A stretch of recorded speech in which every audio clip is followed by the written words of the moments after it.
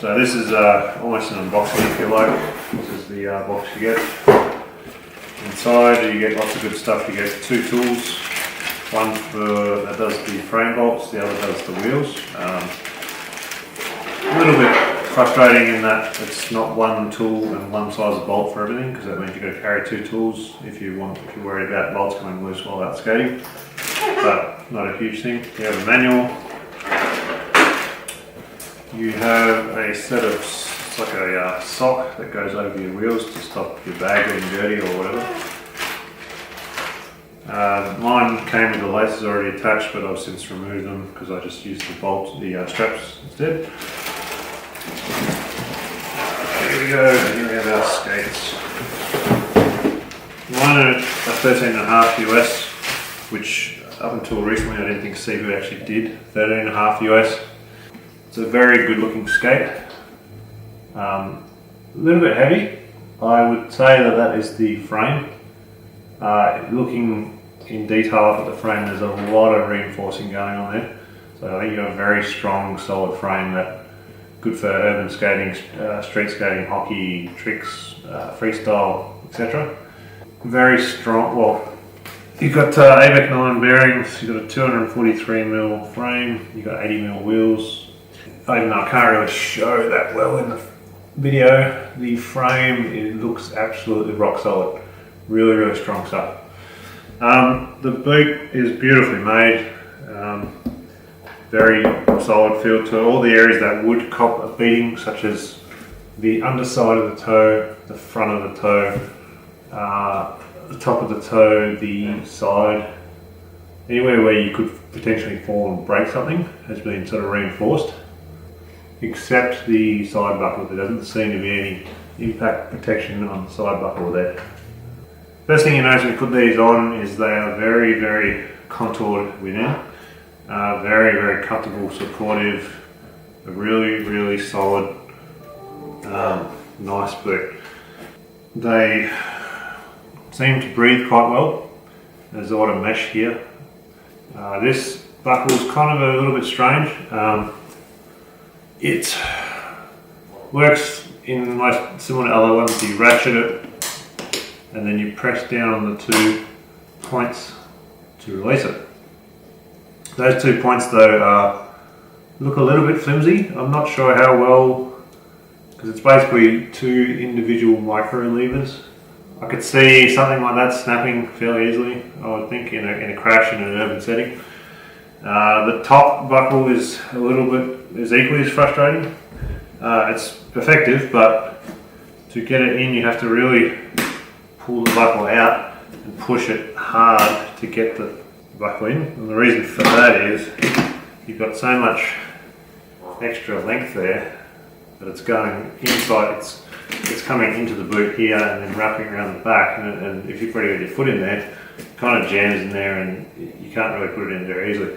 Obviously the solution to that is take scissors and cut or trim the edge of the buckle, but I haven't done that. It's a really nice, well-made boot inside. There's a lot of like little contours and that really wrap around your feet. It's really nice, and the inner sole's got a nice big sponge on it as well. Plenty of impact protection and cushioning there. A really good feature of this is this cuff bolt. You can remove the bolt and turn the circular part 360 degrees. So as you move it 90 degrees, in 90 degree turns, it moves the bolt position to the top, forward, bottom and back. So the cuff actually has some element of adjustability if it's starting to, and I found that I needed that initially because it was putting too much pressure on my heel bones. Biggest drawback for me in this skate, and it's not really too big a thing, it just depends on what type of skating you're doing. I'm used to rollerblade skates, and I've never had Sealer. This is the first time I've bought Sealer. I don't know if you can see that, but the cuff pivots backwards, but it does not pivot forward at all. As this pivots forward, it connects with the back of the boot. So because it's already touching the boot anyway, you don't really get any more forward pivoting than that. Going backwards, however, there's a little bit. Now I'm assuming the reason for that, and I don't know, I haven't read anything online to say otherwise, is because this is designed mainly as a sort of a freestyle skate. So where the guys do if you're not sure what freestyling is, it's where they do the sort of dance and freestyling between cones. And if you look at that, if you watch any of that, not that I'm really an expert on it at all, but you notice they do a lot of this sort of thing, like pivoting on the toe wheels or sitting on their heel and pivoting on a toe wheel. I imagine if you're going to do that kind of skating, that is exactly why you would want a cuff that pivots backward so that you can maintain control while in those positions. My type of skating is long distance skating and speed skating, or I wouldn't say speed skating, I'm not a speed skater, I just go long distance and as fast as I can. Or urban skates, just exploring, recreational skating, fitness skating, that kind of skate.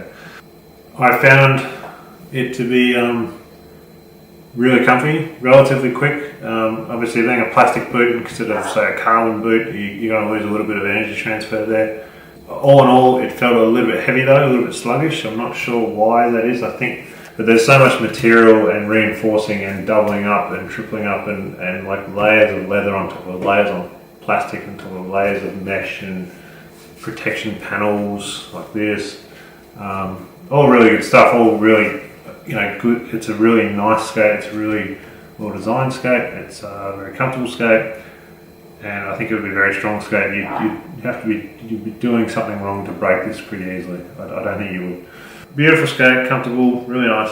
Why I had to get rid of it was because the cupping that goes on inside the heel, you basically have like a cup shape for your heel, and then the padding kind of rolls out like this, and that is, I guess, to allow room for your ankle bones each side to kind of rest in that groove. Having the ankle bone sitting right up on that cushioning, the movement of the ankle bone up against that padding it caused a really bad blister. It cut the skin basically. That was like the first skate. It completely destroyed my right ankle. It just tore a massive hole in the skin, really bad blister. I put it down to, at the time, it's a new skate, these things happen. I put some strapping tape and some bandages and things on my ankle. Went for another day, a couple of days later, went for another skate of about 40 kilometres. Same thing, it was an obvious friction point or hotspot rubbing point.